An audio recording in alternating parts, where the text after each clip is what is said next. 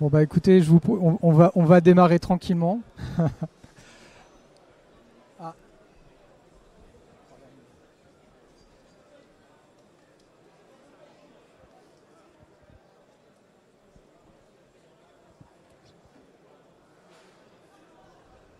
vous m'entendez Anne? Anne m'entend. Est-ce Et que du ça coup, marche, madame? voilà, Myriam et Anne nous entendent, c'est bon. Oui, donc je vous propose tranquillement de démarrer. Je suis très heureux d'accueillir aujourd'hui Bruno Bouygues qui nous fait l'amitié de nous rejoindre sur les assises pour discuter un peu avec nous de la façon alors, dont les métiers abordent la cybersécurité. Mais quand Bruno se présentera, on verra que Bruno exerce tous les métiers parce il est dirigeant d'une ETI sur Laval, une belle ETI sur Laval, et donc il exerce tous les métiers. Mais avant de démarrer, ce que je voulais demander à Bruno, c'est qu'il a passé une petite matinée sur les assises ce matin et je me demandais si tu avais compris quelque chose à ce qu'on faisait ici. Alors bonjour tout le monde. J'ai fait le tour rapidement de tous les stands ce matin pour ramener beaucoup de documentation pour la DSI. Et je dois dire que 50% du temps, j'ai absolument rien compris. Vous vivez dans un monde d'acronymes absolument extraordinaire. Et en fait, quand on n'est pas un expert du domaine, j'ai regardé avec des grands yeux la moitié des stands et l'autre moitié, c'était un petit peu plus clair. Ils ont passé un peu de temps à m'expliquer, donc c'était sympa. Et aujourd'hui, je suis venu pour participer à la table ronde avec Paul, parce que Paul dirige la partie cybersécurité chez Lactalis. Et c'est mon voisin à Laval et il a la gentillesse de donner à une ETI en croissance les conseils qui font qu'on fera moins d'erreurs demain. Merci. Du coup, c'est l'occasion de te présenter, Bruno. Je te laisse présenter qui tu es et peut-être présenter aussi qui est Gis, parce que je suis pas sûr que Gis soit très connu, alors qu'on a une pépite industrielle à Laval. Alors, je te remercie. J, c'est une entreprise de la machine-outil. On vient du monde du travail du métal et de la recherche de batteries. Donc, c'était la science des transformateurs. Il y a 10 ans, enfin, il y a 15 ans en arrière, on bobinait des transformateurs et tout d'un coup, les convertisseurs de puissance sont arrivés. Et donc, on a basculé dans le monde de l'électronique et du logiciel, ce qui n'était pas du tout notre cœur de métier. Et on a été un des premiers dans notre industrie au monde à le faire et on a beaucoup progressé. Donc aujourd'hui, GIS, c'est à peu près 1000 personnes. On fabrique à peu près 3000 machines par jour qu'on expédie dans 130 pays. Et on a un parc à peu près de 5 millions de machines et on espère avoir un parc de 10 millions de machines à horizon 10 ans. Alors pourquoi est-ce qu'on est là? Parce que nos machines commencent à se connecter, les premières générations connectables sortent. Et à horizon 5-6 ans, eh bien, on aura un parc de plusieurs millions de machines connectables dans le monde entier. Et donc on a deux problématiques. La problématique de la cybersécurité de l'usine, des usines aujourd'hui. Et la deuxième problématique, c'est que nos produits entrent dans des solutions plus complexes et ne sont un maillon dans des chaînes de transformation et donc ils sont eux-mêmes vecteurs de problèmes de cybersécurité. Alors du coup, pour qu'on se rende compte un peu de quoi tu parles, tu me disais que, alors, on n'a pas dit quelle machine tu faisais. Ce sont des postes à souder et des chargeurs de batterie, sachant que GIS venait du transformateur, comme tu le disais, à une époque où on passait du 110 volts au 220 volts. Voilà. Donc voilà, j'ai eu la chance de visiter tes locaux, de voir un peu ce que tu fais, et j'ai été effectivement frappé par le niveau d'électronique, mais aussi d'informatisation de tes produits. Tu es un fournisseur de Tesla, tu me disais c'est un poste à souder chez Tesla, ça représente quoi en fait? En fait, le monde de l'industrie en France, on ne se rend pas bien compte de la mutation technologique des produits industriels. Et en fait, on a une image un peu poussiéreuse de l'industrie française. Donc, comme je disais, il y a 15 ans, un produit, c'était bobiner un transformateur. Aujourd'hui, les postes pour qu'on livre chez Tesla, c'est 5 millions de lignes de code. Aujourd'hui, en fait, il y a 20 ans, développer un produit, c'était un mécanicien, un électrotechnicien, c'était 3 mois de travail et on avait un nouveau produit. Aujourd'hui, c'est à peu près une quarantaine d'ingénieurs, de docteurs, de programmeurs. Pour chaque produit, c'est 4 à 5 ans de travail. Donc en fait, la densité technologique augmente avec chaque génération. Et donc d'un bureau d'études, il y a 15 ans, d'une petite dizaine de personnes, aujourd'hui on a 130 personnes et on agrandit le bureau d'études pour passer à 200 personnes. Et en fait, à chaque nouvelle génération, on estime que la densité technologique, mais beaucoup plus logicielle aujourd'hui, double. Donc on n'est qu'à 4 millions, on estime que dans 6-7 ans, on sera peut-être à 10 millions de lignes de code par produit. Voilà, je pense que ça vous permet de comprendre un peu les métiers de GIS. Et alors du coup, dans ce contexte, Bruno, on en discutait tout à l'heure à midi. En fait, j'avais jamais entendu cette histoire, donc tu vas pouvoir nous la raconter. c'est comment tu as été sensibilisé finalement à ces aspects cybersécurité dans l'entreprise. Enfin, comment tu t'es retrouvé confronté finalement à ces questions-là? Alors c'était des sujets qui ne touchaient pas du tout la direction générale, c'était des sujets qui étaient très très très loin. En fait, pour nous, la cybersécurité, c'était finalement l'anti-spam et le firewall. Et on se disait que si on en avait deux, c'était déjà pas mal. Et puis la première histoire qui nous est arrivée, c'est qu'on a un grand client qui nous devait beaucoup d'argent, qui a eu en fait une fraude. Donc il a eu un ransomware et ça a bloqué ses paiements pendant presque 3 mois.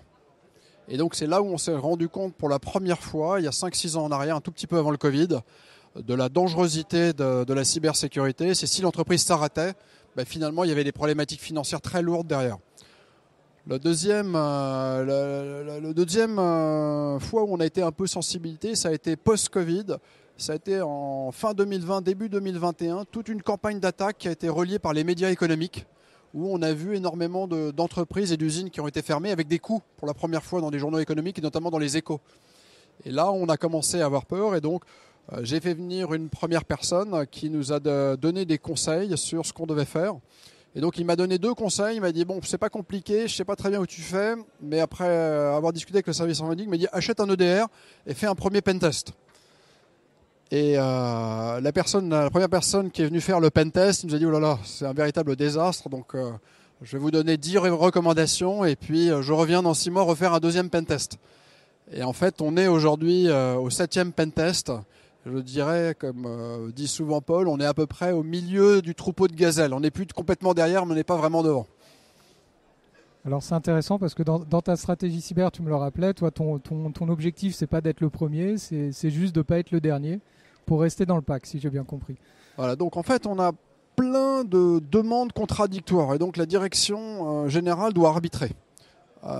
Première problématique, c'est la volonté des collaborateurs de digitaliser à l'extrême l'ensemble des processus de fabrication. Et d'un autre côté, la volonté de la direction générale de sortir les usines du cloud. Parce qu'on a peur. Donc en fait, on doit trouver le bon équilibre entre cette digitalisation nécessaire et cette protection nécessaire. Donc trouver le curseur n'est pas évident. Et deuxièmement, on a aussi au niveau de nos clients une demande complexe. Quand je discute par exemple avec un client dans le nucléaire, il va me dire, ah là là, nous on a besoin de traçabilité, on a besoin que tu nous documentes dans le cloud tout ce qui se passe, parce que s'il y a un incident, s'il y a un problème, il faut qu'on puisse tout tracer. Puis vous allez dans l'automobile et là vous avez Volkswagen qui vous dit, mais ah là là là là, mais d'abord tu fermes toute ta communication, on veut aucune machine qui parle, tout doit être complètement muet, parce que nous on a très très peur d'arrêter les lignes. Donc en fait, on est à l'intersection, le monde de la machine, entre des clients qui veulent rien, et surtout vraiment rien, et d'autres qui demandent beaucoup. Et donc comprendre ce qu'on doit faire, les sécurités qu'on doit mettre en place et les coûts associés, c'est pas évident. Alors du coup c'est intéressant parce que tu nous as dit que tu rentrais dans la chaîne de valeur d'autres acteurs. Ouais. Tu as finalement une sensibilisation à la cybersécurité qui s'est faite dans ton entreprise. Enfin, te connaissant un peu, je sais que c'est un sujet qui t'intéresse et sur lequel tu passes finalement un peu de temps, même si tu nous dis qu'un dirigeant n'a pas le temps. Alors ça, j'aimerais m'arrêter un instant avant qu'il pose sa question. Je pense que la cybersécurité en ce moment commence à se segmenter en ce que je vais appeler la cybersécurité stratégique de la cybersécurité opérationnelle. Dans une PME et une ETI, c'est le PDG qui doit faire la partie stratégique. Dans un grand groupe, il y a plutôt 2 équipes. Alors, j'explique un peu la différence. À un moment ou à un autre, une de mes usines va finir par être arrêtée. J'en suis persuadé, c'est juste une question de temps. La question, c'est qui est-ce qui a la responsabilité d'arrêter combien de jours et à quel coût. Donc en fait, le problème, c'est jusqu'à quel coût on donne une délégation. Et ça, c'est de la stratégie. Et donc ça, c'est plutôt la direction générale. Et puis comment on fait, ça, c'est plutôt l'opérationnel. Et il arrive un moment où quand on est gros, en fait, pour limiter les dégâts, il faut investir plus. Et là, on revient dans la stratégie. Donc en fait, la cybersécurité, c'est un mélange entre de l'opérationnel et de la stratégie. Dans une PME, c'est le patron qui doit faire la stratégie et c'est le responsable de la cyber qui doit faire la partie opérationnelle. Dans un grand groupe comme Paul, c'est plus compliqué. Bon, du coup, j'ai perdu le fil de ma question, c'est pas grave. Mais si, pour en revenir à l'exemple que tu donnais là de Volkswagen, donc on disait que tu es sensibilisé à la cybersécurité de ton côté, mais en fait tu vois commencer à poindre les demandes de tes clients. On voit commencer à poindre dans les usines en fait deux sujets. Soit des usines qui sont un peu comme nous, qui ne veulent plus que les lignes soient communicantes, soit sinon des usines qui raisonnent par îlots, où en fait ils ferment des îlots avec les données qui passent par des contrôleurs ou des PLC industriels. Et en fait, ce sont ces contrôleurs qui servent d'unité de cybersécurité en fait, pour l'ensemble des machines de l'îlot. Et donc, ce qui est compliqué pour nous, c'est lorsqu'on a un élément bloquant, en fait, ça vient en fait contraindre les flux de données. Alors pour vous, ça paraît simple, sauf qu'il n'y a aucune norme, il n'y a rien. Et donc, on doit s'adapter à chaque projet. Et ça, c'est un véritable problème. Et je pense qu'il va y avoir dans l'industrie des besoins de création de normes, de standards.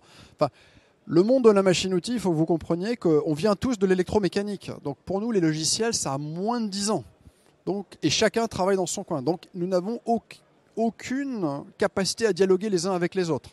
Dans une usine, et je prends la mienne, vous avez peut-être des machines de 70 fournisseurs différents, aucune ne parlant avec aucune d'autre. Donc quand on commence à dire voilà, tout le monde doit se connecter à un PLC ou à un contrôleur industriel, on ne sait même pas comment le faire. Et du coup, tu me disais que tu commençais à voir Volkswagen qui t'imposait des normes allemandes finalement sur tes produits. Donc on a deux sujets qui nous arrivent. Premièrement, on commence à voir une guerre des standards dans l'industrie qui est en train d'arriver pour avoir en fait des formats de données standardisés d'un côté et de l'autre des grands donneurs d'ordre, et notamment Volkswagen qui s'est associé avec Mercedes et BMW et qui a demandé que tous les fournisseurs passent une nouvelle certification qui s'appelle TISAX, qui est en fait une certification qui permet de qualifier l'entreprise d'un niveau 1 à un niveau 5, mais corrigez-moi. Et aujourd'hui, on nous demande d'être niveau 2. Donc en fait, ce qui est compliqué, c'est qu'il n'y a quasiment aucune entreprise en France qui propose ces certifications. Et donc on a fait une demande en février cette année. Notre premier audit commence en mars l'année prochaine. Donc ça donne un peu une idée. Donc en fait, avec Volkswagen, on dit ça vient. Mais donc on a rempli un questionnaire en ligne, on a un pré-audit et on aura un deuxième audit à l'été pour être capable d'avoir une certification, on espère, de niveau 2, qui est le niveau minimum pour nous. Voilà, et donc pour assurer la cybersécurité de tes produits ou la cybersécurité de ta production? Aujourd'hui, c'est l'audit TISAC, c'est sur les processus de conception et de fabrication. D'accord, donc pour que le produit que tu délivres à Volkswagen corresponde à leurs normes de sécurité. Exactement. Ouais, donc toi, là tu as vraiment maintenant une contrainte client. C'est-à-dire que finalement, pour toi, la cybersécurité aujourd'hui devient même t'autorise ou t'interdit la vente de tes produits à tes clients. C'est exactement ça. En fait, si on se rappelle tous un petit peu, les 5 à 6 dernières années, il y a eu une très forte pression RSE. Avec notamment pour nous les industriels la mise en place de l'ISO 14001, parfois l'ISO 45001 dans certaines entreprises ou 24000. Et bien en fait la cybersécurité c'est un peu le même sujet. C'est-à-dire qu'aujourd'hui Tesla me dit t'es pas 14001, on arrête de travailler. Demain je pense les TISAX et les autres ISO qui vont arriver, si je les ai pas, les gens disent non on peut plus travailler ensemble. En fait la demande de qualification des grands groupes monte surtout sur un certain nombre de dimensions, et les industriels, les PME, les ETI doivent suivre. Et dans la cybersécurité, il va y avoir des ISO qui vont arriver. Et ce que j'espère, c'est être assez en avance pour que lorsque ces ISO arrivent, en fait, ça soit pour nous une progression marginale. Alors, je ne sais pas si vous avez des questions pour Bruno. Si vous voulez poser des questions, moi, je cède mon micro avec plaisir. Merci Monsieur le PDG de venir parmi nous ici. Il y a beaucoup de spécialistes. Moi j'ai une question. Si vous me posez une question de spécialiste, j'y répondrai pas. J'ai une question à un PDG. Dites-moi. Vous avez peut-être même essayé d'embaucher Paul, il faut d'ailleurs y penser, comme directeur sécurité. Mais pourquoi l'embaucher quand il vient travailler gratuitement à déjeuner autour d'un plateau repas tous les jours? Ça c'est une réponse de PDG. Je vous félicite. Il n'y a rien de mieux que le travail gratuit. Qu'est-ce qui se passe quand votre CISO vient vous demander de l'argent pour faire de la certification, augmenter les budgets, et que vous lui répondiez par une question, est-ce que tu peux me garantir qu'on ne sera pas attaqué, et qu'il vous répond non? Comment vous vivez ce paradoxe de mettre toujours plus d'argent dans la cyber, toujours plus d'argent dans l'IT, et d'avoir la certitude qu'on vous réveillera une nuit en vous disant c'est planté? Comment vous vivez ça? Parce que c'est quand même un paradoxe délicat pour un PDG. Alors, vous savez, vous allez être tous très aidés à cause de la RSE. La RSE qui est arrivée depuis 10 ans, c'est des coûts additionnels qui n'existaient pas pour rester in the game. GIS, aujourd'hui, un peu moins de 150 millions d'euros cette année. la RSE m'a imposé des investissements que j'estime à aujourd'hui de l'ordre du million d'euros et aujourd'hui et des coûts récurrents annuels supplémentaires de l'ordre de 200 000 euros. Donc aujourd'hui, la RSE, c'est si vous ne l'avez pas, vous perdez tous vos grands comptes. La cybersécurité, un peu plus tardivement, lorsque Volkswagen vient me dire « Mon Toto, tu veux continuer à jouer, bah, tu passes tes certifications », ça sera un coût pour jouer. Et je pense que l'acceptation des factures viendra non pas de vous nous proposant des factures, mais de l'influence des sociétés d'assurance et des grands comptes qui vont dire « Tu veux continuer à jouer, bah, c'est ça les règles du jeu ». Je ne sais pas si ça vous aide à comprendre. Est-ce que j'aurais pris un EDR il y a 3-4 ans en arrière? Non. Est-ce que j'aurais fait des pentests? Non. Mais au fur et à mesure, on l'a fait parce que j'ai pris peur. Et là, aujourd'hui, quand je vois la certification TISAX, ben, je sais que pour rester au jeu avec les grands constructeurs, il va falloir que je monte d'un cran mes dépenses. Je ne sais pas si ça vous aide un petit peu. Mais vous avez raison, un PDG, c'est pragmatique. Hein. Un sou, c'est un sou. Hein. Bon, c'était justement une des questions que j'avais pour toi. C'est qu'est-ce que tu attends de ton équipe cyber? Parce que tu es très sensibilisé, tu as une vraie vision stratégique de l'entreprise et il y a beaucoup de sujets qu'on n'a pas abordés encore ensemble autour de ta R&D et tout, et la façon dont tu gères aussi la compétition économique avec tes concurrents. Il y a énormément de choses que Bruno peut nous dire là-dessus. Une demi-heure, ça va être un peu court. C'est ça. Qu'est-ce que tu attends du coup de tes équipes aujourd'hui, IT ou cyber? Parce que voilà. Alors, premièrement, un sou, c'est un sou. Donc ça, c'est la base. Après, vous regardez vos dépenses IT et vous commencez à vous dire, il y a la cyber et il y a le reste. Et sur le reste, en tant qu'acheteur, je trouve que je me fais baiser en ce moment. Je trouve que les factures ont monté beaucoup trop vite pour des gains finalement inexistants ou quasi inexistants. Donc aujourd'hui, on a un vrai questionnement chez GIS de d'abord, de commencer à repasser sur du build en interne, d'intégration d'open source et de sortir un peu de schéma où finalement on reçoit des factures qui augmentent de 10 à 15% par an, on ne sait pas vraiment pourquoi. Donc aujourd'hui, je pars du principe que j'ai une enveloppe IT pour le groupe et je veux en dépenser plus pour la cyber. Ben, c'est pas compliqué, je vais aller la prendre ailleurs.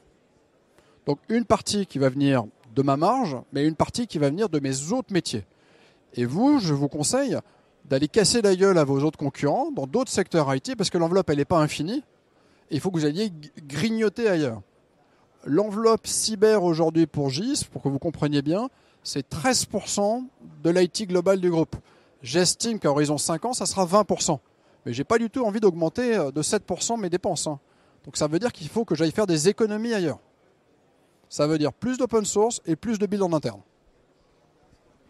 Donc en fait, là, aujourd'hui, ce que tu attends de ton RSSI, c'est qu'il arrive à te construire une cybersécurité, on va dire, plus efficace, entre guillemets. Ce que je veux, c'est qu'il analyse les coûts de la digitalisation et qu'il me dise « ça, c'est malin, ça, on ne l'utilise pas très bien, on arrête ». En fait, ce que je veux, c'est qu'on analyse et je préfère, moi, quand je vois que je n'ai plus de gain de productivité avec mes logiciels, enfin la mise à jour de mes logiciels, je préfère acheter des logiciels de deuxième main, par contre dépenser plus en cyber.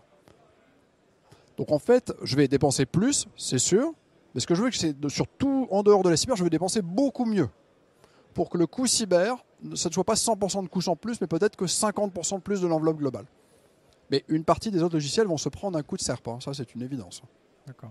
Est-ce que vous avez des questions pour Bruno ?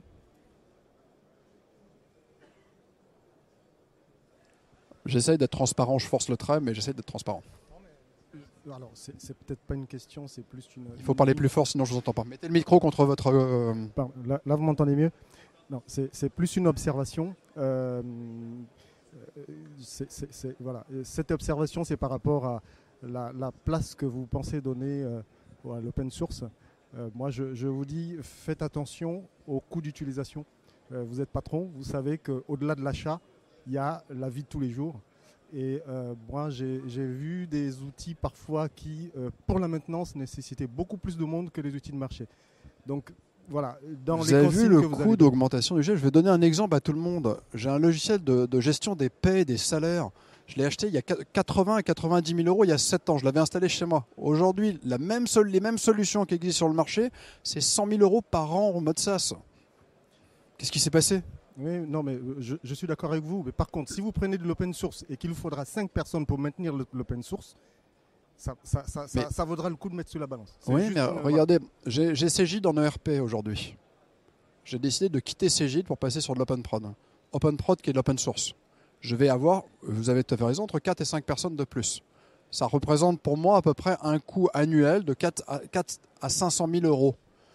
Mais putain, Cegid, les nouvelles prix de licence, ils me demandent 6 millions par an. 500 000, 6 millions, il faut compter. Hein. Un sou, c'est un sou.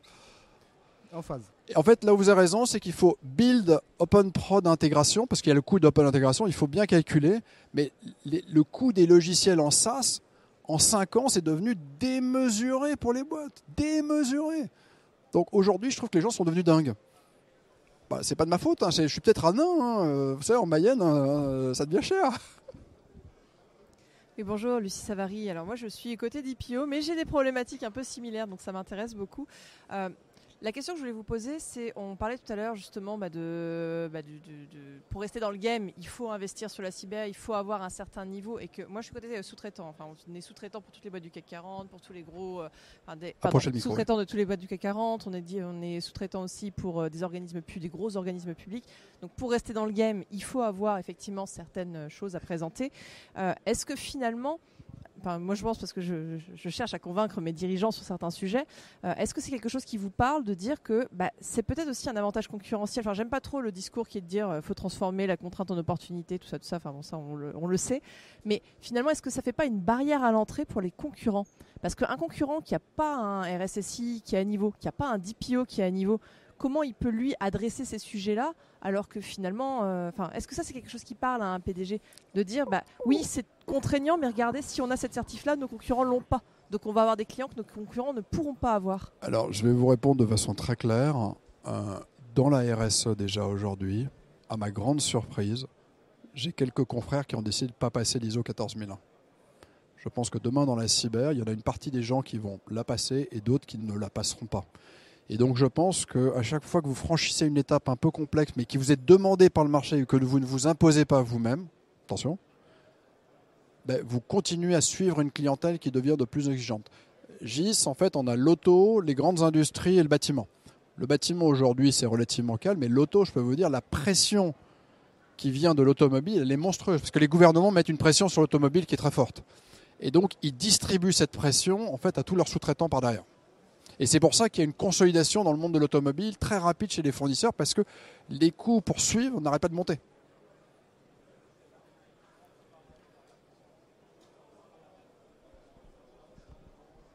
Est-ce que dans le cadre de votre stratégie cybersécurité, vous avez identifié le fait de prendre une cyberassurance spécifique? Ça, c'est une très très bonne question.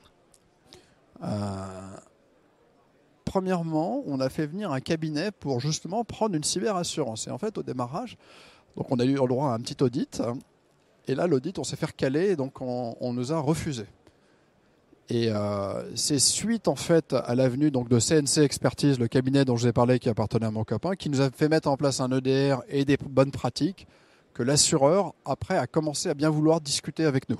Donc aujourd'hui on a une cyberassurance, mais on a du mal à la maintenir. Parce que là on va avoir un audit et je pense qu'il va falloir qu'on soit très très vigilant, sinon les coûts vont augmenter. Les assurances cyber, c'est comme l'assurance risque client, hein. En ce moment, le LR Hermès, en ce moment, il me dit le 1,2% va le passer 1,8% l'année prochaine. Je pense que la cyber, aujourd'hui, qui me coûte assez cher, hein, je crois qu'on a une police d'assurance pour 11 millions si je me rappelle, 11 ou 12 millions de dommages. Et aujourd'hui, ça nous coûte 25 000 euros par an, je crois. Et je crois que l'année prochaine, ils veulent nous la faire passer à 52 000. Donc c'est un doublement de la police. Donc en fait, la question... La police, c'est bien tout ça, mais il faut essayer de ne pas l'utiliser. Et en fait, ils m'augmentent le coût, pas parce que j'ai eu un problème, mais parce qu'en moyenne, ils ont eu beaucoup plus de problèmes que ce qu'ils pensaient.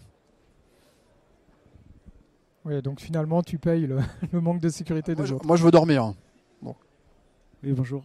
Je suis RSSI du groupe Andros. Vous parliez plus près du micro. Je suis RSSI du groupe Andros et je voulais savoir qui vous avez sensibilisé à la cybersécurité aussi bien. Comment vous avez été sensibilisé, amené à être aussi sensible en fait? Parce que ça pourrait être un exemple pour nos DG. Alors, je vais vous faire une réponse très très simple. Quand cet ami est venu me voir pour m'expliquer un peu tout ce qu'on devait mettre en place, à la fin de la journée, il m'a dit, tu sais, en ce moment, je fais une levée de fonds. Et je lui ai dit, bah, écoute, tu as besoin de combien? La somme était modique. Et je lui ai dit, écoute, je fais toute la levée de fonds et en fait, je vais devenir actionnaire. Et donc, je suis devenu actionnaire. Et donc, je suis les dossiers et les désastres au quotidien qu'il doit suivre et aider. Parce qu'en fait, il fait la réponse à incident pour assureur. Et donc, ça fait 5 ans que je suis au conseil d'administration et que j'en fais 3 conseils par an. Donc, ça m'a beaucoup aidé à comprendre beaucoup de choses. En fait, ça m'a aidé non pas dans la technique, c'est pas mon métier, mais ça m'a aidé à comprendre qu'est-ce qu'il fallait faire, qu'est-ce qu'il fallait pas faire, comment réfléchir.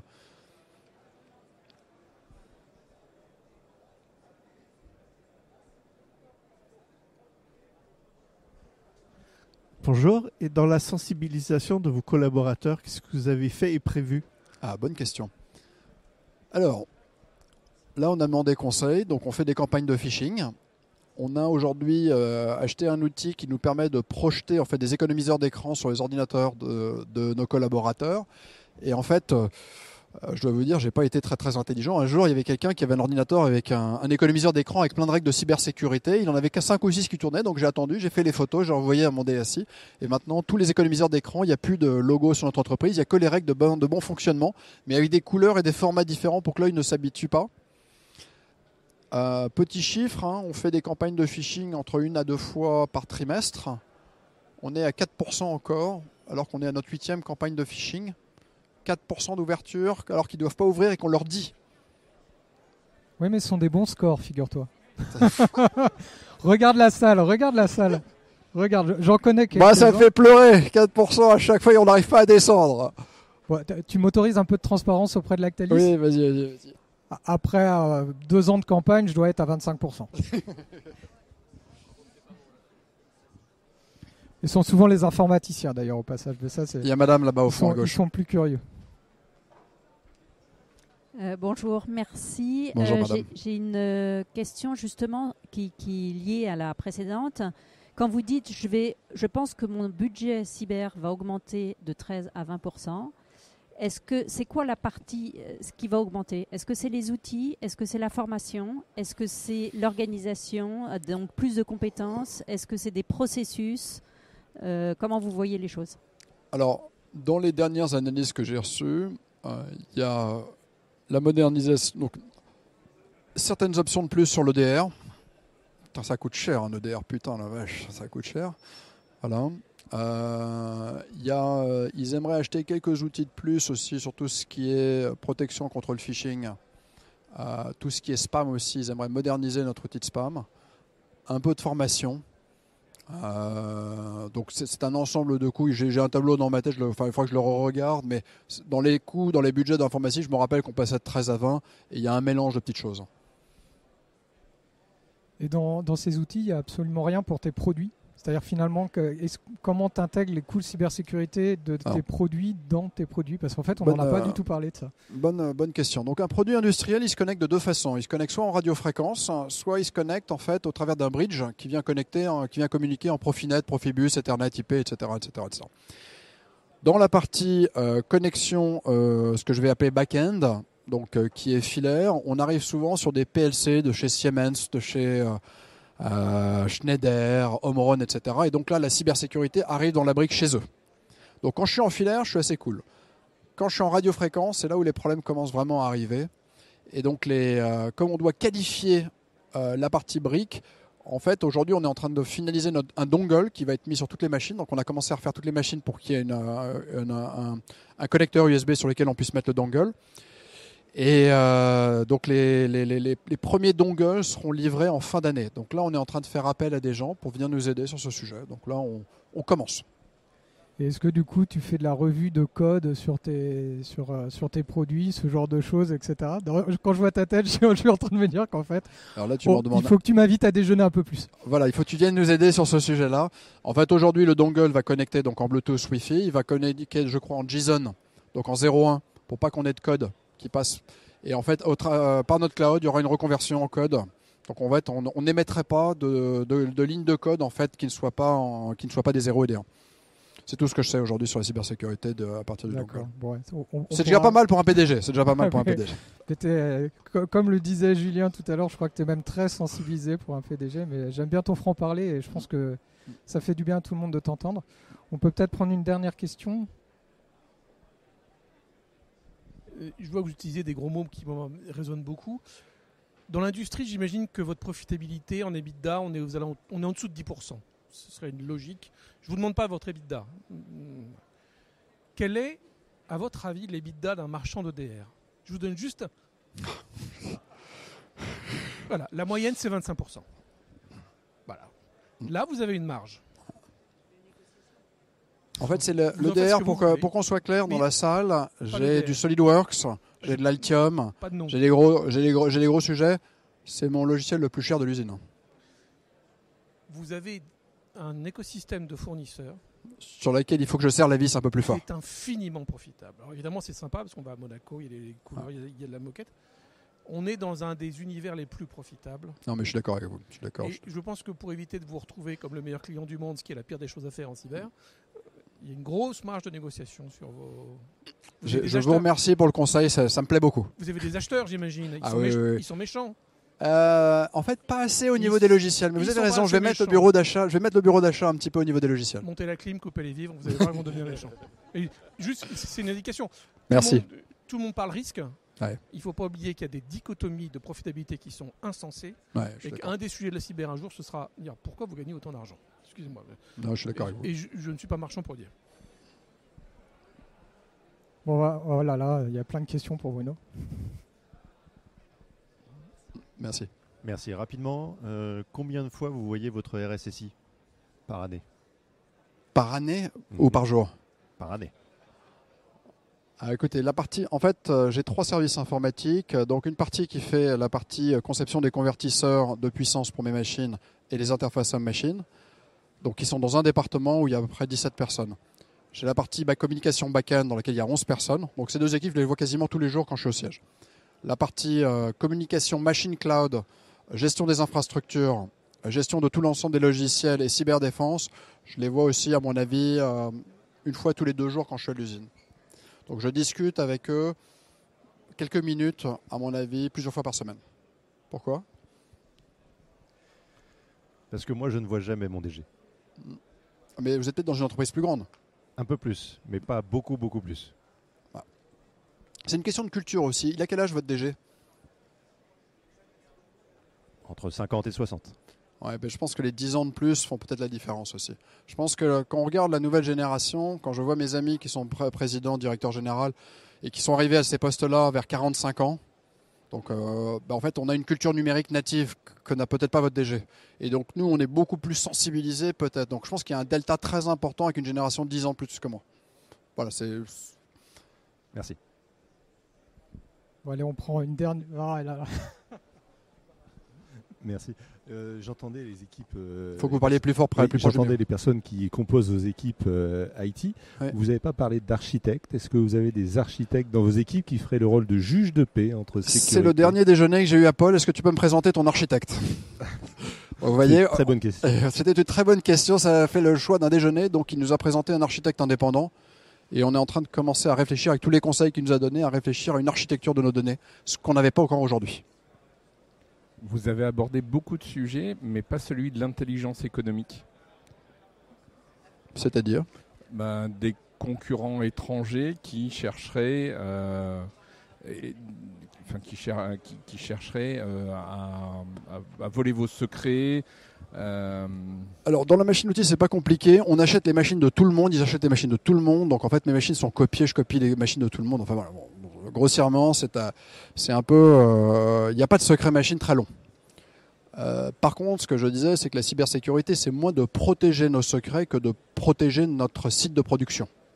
Donc en fait, moi, je suis parti sur le principe que, on ne dépose plus de brevets, ou quasiment plus, parce qu'en fait, tout est copié par les Chinois en instantané. Ils ont des cabinets qui analysent les brevets et qui font après des notes de synthèse qu'ils envoient à toutes les PME chinoises. Donc là, on arrête. Deuxième sujet, mon problème de cyber n'est pas qu'on me copie, je m'en fous. C'est pas que je m'en fous, c'est qu'il faut toujours avoir un temps d'avance. Il faut toujours essayer de rester avec un temps d'avance. Mais ce qui me fait très très peur, c'est l'arrêt de mon outil de production. À Laval, j'ai 800 personnes à peu près. Sur ces 800 personnes, j'arrête une journée, pour moi, j'estime que c'est entre 100 et 200 000 euros par jour de perte. Donc ça coûte très cher. Donc en fait, vous êtes prêt à payer combien pour ne pas avoir ces quelques jours d'arrêt? Une semaine, c'est 1 demi-million d'euros, donc ça va vite. Hein. Et puis alors on peut peut-être, pour conclure sur cet aspect intelligence économique, dire que tu es présent en Chine, mais avec une usine qui est complètement déconnectée, je crois. Ouais. Donc il y a une vraie... je crois que tu es assez sensibilisé au sujet, et je me souviens d'une réponse que tu m'avais faite sur ta R&D, puisque tu m'avais déjà raconté ça. Tu m'avais surtout dit que comme tu fabriquais une grande partie de tes propres composants, notamment tes bobines, ton code n'était pas réutilisable par tes concurrents directement. En fait, on a connu une période très dure dans la fin des années 2000 sur lesquelles les microcontrôleurs étaient protégés mais pas assez verrouillés, ce qui fait que vous alliez dans les marchés de Shenzhen et on vous sortait le code sur une imprimante quelques minutes après être arrivé avec le composant. Donc on a refait toutes nos machines avec des semi-conducteurs de chez ST dans des dernières générations, donc la STM32, notamment la génération G0. Et aujourd'hui, en fait, il faut véritablement être un État pour être capable de décrypter ce qu'a fait ST. Donc aujourd'hui, en fait, lorsqu'on a des programmes très compliqués et qu'on veut fabriquer une partie des produits dans notre base industrielle chinoise, en fait, on envoie la carte avec le code par bateau et en fait, elle va être implantée directement. Et donc, en fait, c'est quasiment impossible pour nos concurrents de l'air. Et d'ailleurs, on le voit puisque en fait, on était très copiés et on l'est de moins en moins. Voilà, je crois qu'on va s'arrêter là parce qu'on a dépassé un peu les 35 minutes. Merci encore Bruno. Merci beaucoup.